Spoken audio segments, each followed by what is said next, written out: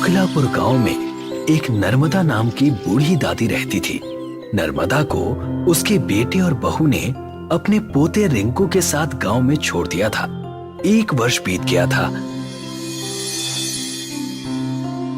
और नर्मदा के पास अब घर में कुछ भी खाने के लिए नहीं बचा था। एक दिन की बात है जब नर्मदा रिंकू के साथ निर्मला के पास कुछ खाने के लिए मांगने जाती है। अरे निर्मला, अरे ओ निर्मला, सुनती हो? क्या है सुबह सुबह? क्षमा करना बहन, पर लल्ला बहुत भूखा है। अगर कुछ खाना बनाया हो तो बस लल्ला के हिस्से का दे दो। गांव बसा नहीं भिखारी पहले ही आ गए। तुझसे कितनी बार कहा है कि तेरे बेटे तो तुझे छोड़कर चले गए और अपनी पत्नी को साथ में ले गए। अब पूरा गांव तुम्हारा भार ढोएगा क्या? निर्मला सुनो तो। नर्मदा कुछ और कह पाती उससे पहले ही निर्मला अपने घर का दरवाजा बंद कर लेती है। नर्मदा की आंखों में आंसू आ जाते हैं। आप रो मत दादी, मैं जब बड़ा हो जाऊंगा तो ढेर सारे पैसे कमा कर लाऊंगा ताकि आपको किसी की बात ना सुननी पड़े। अरे तू ही तो मेरा लल्ला है। अब चल, कुछ दूर और चलना है, प्रधान जी के घर। नर्मदा और रिंकू प्रधान के घर की तरफ चले जाते हैं। प्रधान घर के बाहर खटिए पर बैठा था। प्रणाम माता जी।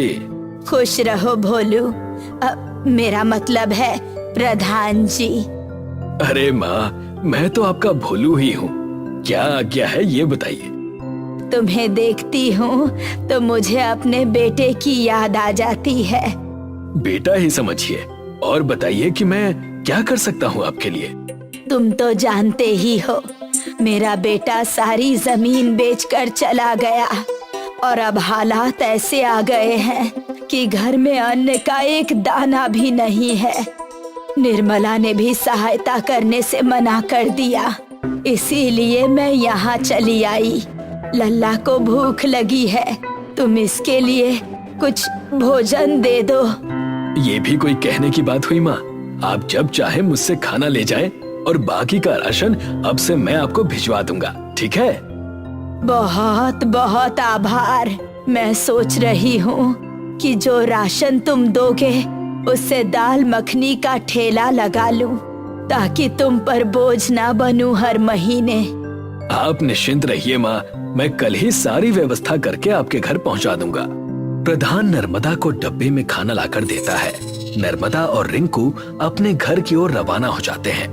ले लल्ला, अच्छे से खा। अब जब प्रधान जी राशन भेजेंगे तो तेरी दादी बढ़िया सी दाल मखनी की दुकान खोलेगी और जब खूब दाल मखनी बिक जाएगी तो तेरे लिए कपड़े और खिलौने भी ले आएगी। हाँ दादी, खूब सारे खिलौने। और दादी, मुझे किताबें भी चाहिए, तभी तो अफसर बनूंगा ना और पैसे कमाऊंगा। बड़ी मीठी मीठी बातें करता है तू लल्ला।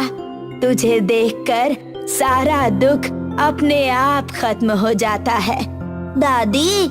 हाँ लल्ला, बोल, क्या बात हो गई? मैं तो कुछ और कह रहा था। अच्छा बता, मैं भी तो सुनूं। दादी, मैं बाहर नदी के पास उस मिट्टी से खेलूंगा तो गंदा हो जाऊंगा, इसीलिए सोचा कि आपसे पूछ लूं। अच्छा तो ये बात है। जा खेल ले, लेकिन घर जल्दी लौट आना और नदी में मत जाना। बस बस दादी, मैं समझ गया। नदी में नहीं जाना, शैतानी मत करना और मिट्टी मत खाना, ठीक है दादी? अच्छा जा, अब बहुत बातें करता है। नर्मदा के घर से कुछ ही दूर एक छोटी नदी थी। रिंकू नदी किनारे मिट्टी से खेल रहा था। तभी वहाँ एक व्यक्ति जो दिखने में काफी दिव्य था, उसे मिट्टी खाता देख उसके पास आ जाता है। अरे पुत्र, ये मिट्टी क्यों खा रहे हो? आप भी तो खाइए ना मामा जी, बहुत ही स्वादिष्ट लग रहा है। एक ही पल में अपना भी कर लिया तुमने हमें। सही कहते हैं कि बच्चे बड़े अनमोल होते हैं। लाओ, जब मामा कह ही दिया है तो थोड़ी चख लेता हूँ। ये लो मामा जी। रिंकू के हाथ से दी हुई मिट्टी देवता भी चखते हैं। उसे चखकर वो बड़े ही प्रसन्न नजर आते हैं। वाह भाई, क्या स्वादिष्ट व्यंजन है। कहा था ना मामा जी। रिंकू अपने हाथ आगे करता है और आंखें बंद करके मुस्कुराता है।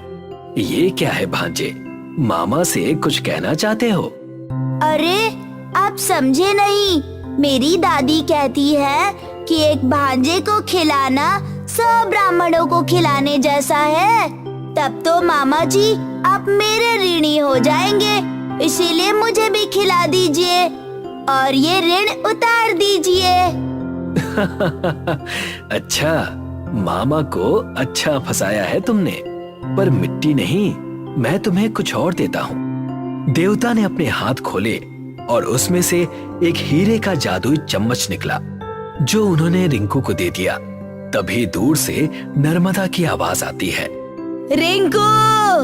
अरे भागो भागो, दादी आ गई मामा जी।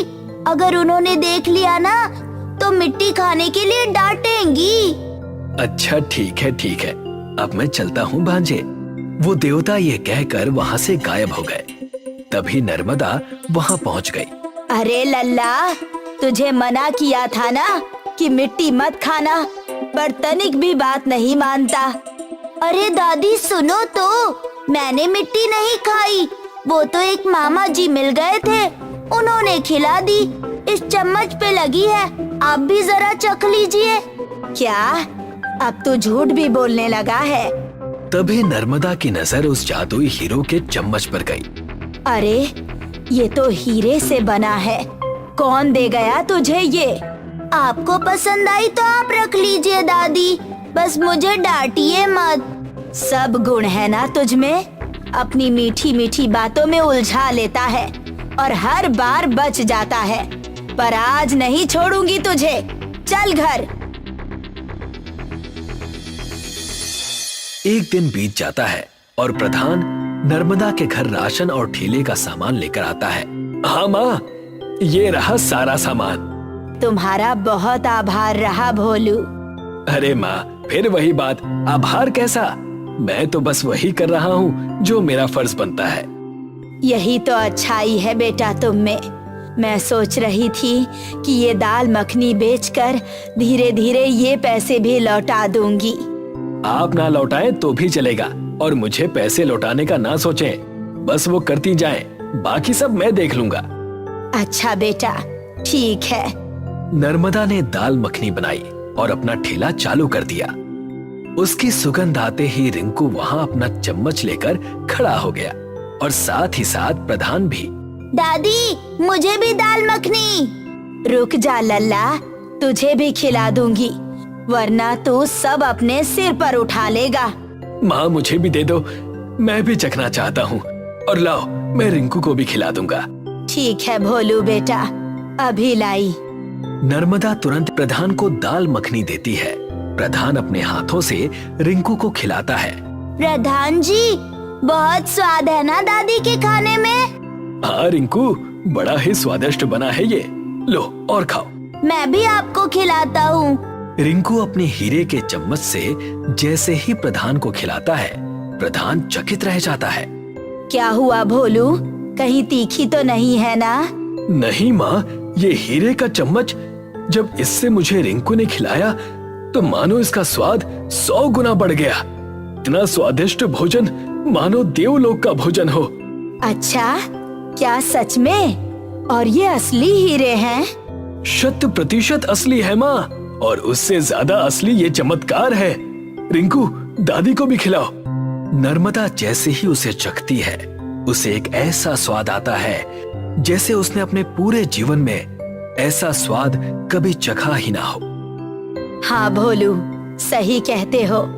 मैं ऐसा करती हूँ कि इसी चम्मच का इस्तेमाल अपने भोजन को चलाने में कर देती हूँ, तो सबको एक बेहतरीन भोजन मिलेगा। अरे माँ, भोलू नाम मेरा है और सबसे भोली आप हैं। मैं समझी नहीं भोलू। इंसान के मन में सबसे पहले ये आता है कि हीरे हैं तो इसे बेच दें और पैसे कमा लें, पर आप तो सबको इस स्वाद का अनुभव कराना चाहती हैं। ये देखकर अब भोजन और बढ़िया लगने लगा। तभी वहाँ पिंटू आता है और कहता है, अरे भाई, कैसी बढ़िया सुगंध है, लाओ मुझे भी खिलाओ दादी। बस अभी लाई। नर्मदा उस चम्मच को पूरे खाने में चला देती है और पिंटू को एक दाल मखनी देती है।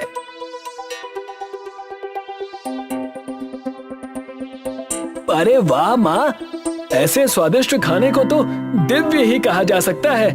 मैंने कभी शहर में भी ऐसा कुछ नहीं चखा। खा बेटा और खा, आज कोई दाम नहीं लूंगी इस दाल मखनी का। निर्मला भी वहाँ चली आई और पूछने लगी, अरे ओ नर्मदा, क्या बात है और ये शोरगुल कैसा? आओ बहन, तुम भी चखो दाल मखनी, बहुत स्वादिष्ट बनी है। मैं नहीं खाती, बस देखने आई थी कि आखिर तुमने क्या नया बखेड़ा चालू कर दिया। और वैसे भी तुम्हारे पास इतनी सामग्री होगी कहाँ कि तुम कुछ अच्छा बना भी सको। अरे माता जी, चख तो लो, आपका बेटा जो शहर से लाता है उससे भी बेहतरीन है। ए बोलू, बहुत बोलता है। मेरा बेटा जो चीजें भेजता है ना, वैसा तुमने सोचा भी नहीं होगा। चख तो लीजिए, फिर आपकी जो ये बोली निकल रही है ना, वो थोड़ी मीठी हो जाएगी। अच्छा, लाओ देखूं जरा, बड़े आए बोली मीठी करने वाले। नर्मदा बड़ी खुशी से उसे चखने के लिए दाल मखनी देती है। जैसे ही निर्मला उसे खाती है, उसकी आंखें फटी की फटी रह जाती हैं। अरे वो नर्मदा, मुझे भी बताओ ना कि कैसे बनाई तुमने ये दाल मखनी। बताती हूँ। नर्मदा ने पूरी बात बताई और तुरंत ही निर्मला उस चम्मच को हाथ में लेकर देखने लगी। क्या बात है निर्मला दादी? ये मेरा चम्मच है, मुझे लगा कि ये खो गई है। अब समझ में आया कि इसने चोरी की थी। बस भी करिए अब आप, जब से आई हैं बस खराब बातें, और जी नहीं भरा तो अब चोरी का इल्जाम लगाने लगी हैं। ए प्रधान, तुम कुछ नहीं जानते, इससे पूछो कि फिर इसे ये चम्मच कहाँ से मिला। ये चम्मच रिंकू को मिला था, कल जब वो नदी के किनारे खेलने गया था।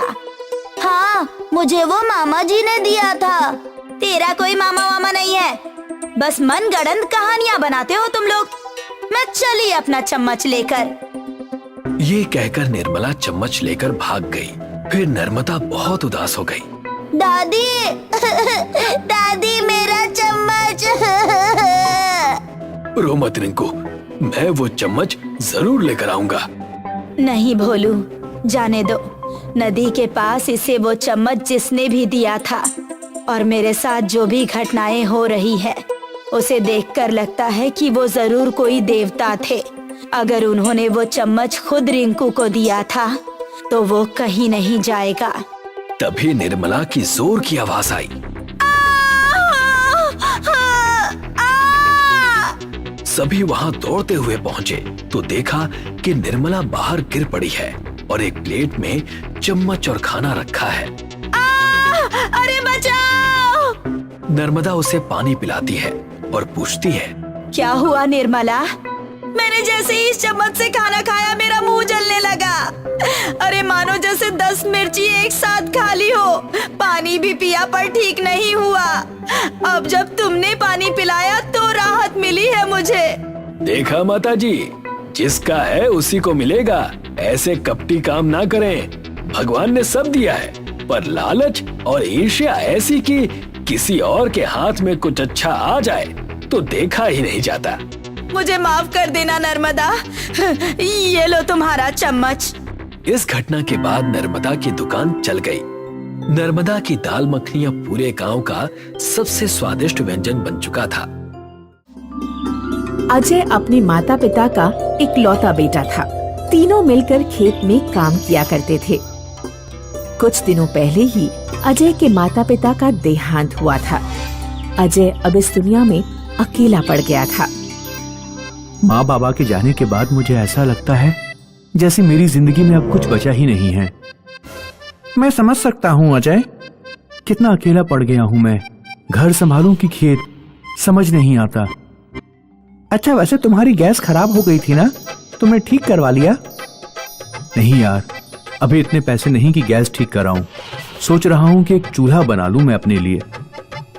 अजय अपने लिए एक चूल्हा बनाता है। बस खाना बन जाए इस चूल्हे में कुछ दिनों के लिए, फिर बाद में नया गैस ले लूंगा। अजय चूल्हे में खाना बनाने की कोशिश करते हुए कभी अपना हाथ जला लेता और कभी धुएं की वजह से खांसता रहता। अजय जला भुना खाना खाते हुए दिखता है। एक रात को अजय खेत से बहुत लेट आता है और घर में कोई खाना नहीं बना है। भूख से अजय के पेट में आवाज हो रही थी। अजय रोते हुए अपनी माँ को याद करता है। माँ, तू होती तो मुझे कभी भूखे पेट सोना नहीं पड़ता। कितनी फूटी किस्मत है मेरी। अजय रोते रोते खिचड़ी बनाता है और फिर खाकर कुकर चूल्हे में ही रखकर सो जाता है। दूसरी सुबह। कल रात की खिचड़ी तो बहुत अच्छी बनाई थी मैंने। काश थोड़ा सा बचा लेता तो आज भी खा सकता था। ये कुकर इतना भारी क्यों लग रहा है? मैंने तो कल सारी खिचड़ी खत्म कर दी थी। अजय कुकर खोलकर देखता है तो उसमें कुकर भरकर खिचड़ी पड़ी होती है। अजय हैरान हो जाता है, पर वो सोचता है शायद उसने कल रात को गलती से ज्यादा खिचड़ी बना ली होगी। अजय खिचड़ी खाता है और खेत में खाने के लिए भी ले जाता है। अजय, आज तो तुम बढ़िया खाना लेके आए हो। लगता है खाना बनाना सीख गए हो तुम। उस रात को अजय रोटी और सब्जियां बनाता है। सब्जी की कढ़ाई चूल्हे में ही रखी होती है।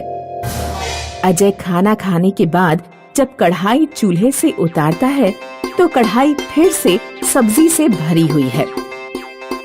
आज तो मैंने इतनी सब्जियां बनाई ही नहीं थी। दूसरी सुबह अजय दाल बनाता है और बची हुई दाल गांव वालों में बांट देता है। अजय, मैं क्या सुन रहा हूँ? तुम गांव वालों में हर रोज खाना बांटते हो? कुछ दिनों पहले तो तुम्हारे पास गैस भरने के भी पैसे नहीं थे। एक राज की बात बताऊं? चलो मेरे घर।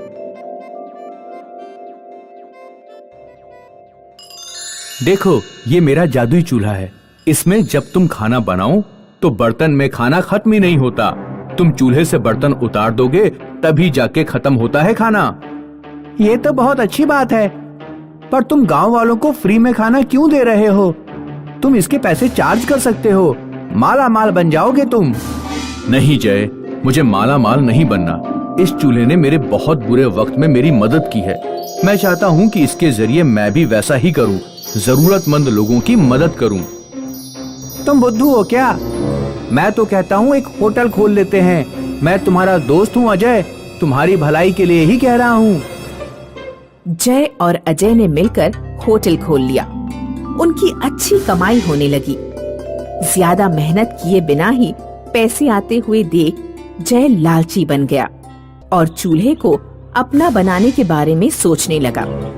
अजय, तुमने कभी ये सोचा है कि अगर हम एक चूल्हे से इतना कमा रहे हैं तो दो चूल्हे से और कितना कमा सकते हैं? पर जय, इसकी क्या गारंटी है कि दूसरा चूल्हा भी जादुई चूल्हा बनने वाला है? तुम बना के देखो, क्या पता फिर से तुम्हारा जादू चल जाए। अजय और एक चूल्हा बनाता है, पर जैसे ही उस चूल्हे की लकड़ियों में आग लगती है वो चूल्हा आग से फट जाता है। ये क्या हो गया? ऐसा क्या डाला तुमने इस चूल्हे में? मैंने तो बिल्कुल वैसे ही बनाया था जैसे मैंने पहले वाला चूल्हा बनाया। कल फिर से बनाना। अजय ने दूसरा चूल्हा बनाया और दूसरा वाला भी फट गया। जय को गुस्सा आ गया और उसने अजय पर चिल्ला दिया। एक चूल्हा तुमसे ठीक से नहीं बनाया जाता। हाँ तो क्या हो गया? एक चूल्हा तो तुम्हारे पास है ही ना। ज्यादा पैसों के लालच में पागल हो गए हो तुम। लालची तुम हो गए हो अजय। तुम नहीं चाहते कि मुझे दूसरा चूल्हा मिले, इसलिए तुम गलत किस्म का चूल्हा बना रहे हो। अजय वहाँ से उठकर बाहर चला गया। अजय ना तो लालची था, ना तो अपने पैसे जय से छुपाना चाहता था। उसने सोचा वो फिर से एक चूल्हा बनाएगा। पर ये आखिरी चूल्हा होगा। अगर ये भी आग से फट गया तो पहला चूल्हा जय को देकर खुद खेती को लौट जाएगा। अजय ने ठीक पहले के चूल्हे जैसा दूसरा चूल्हा बनाया और होटल में रखकर सो गया। ये अजय मेरे सारे सपनों पे पानी फेर देगा। इसके भरोसे रहा तो मैं कभी भी शहर जाके पैसे नहीं कमा पाऊंगा। जय ने देखा होटल के किचन में चूल्हा रखा हुआ है। उसने चूल्हा उठाया और अपने घर चला गया। दूसरी सुबह अजय बेटा उठो, उठो अजय बेटा उठो। हाँ, क्या हुआ? जय गांव छोड़कर भाग गया है। क्या? जय का पूरा घर खाली है। वो अपना बोरिया बिस्तर बंद करके शहर की तरफ जाते हुए दिखा था, लोगों ने बताया।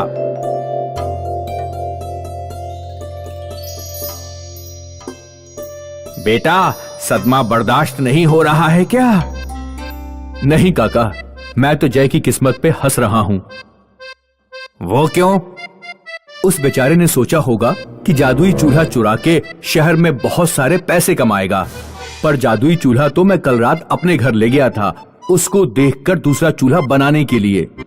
वो बेचारा नया चूल्हा लेकर चला गया। अब पता नहीं उसमें कोई जादू होगा भी या नहीं होगा।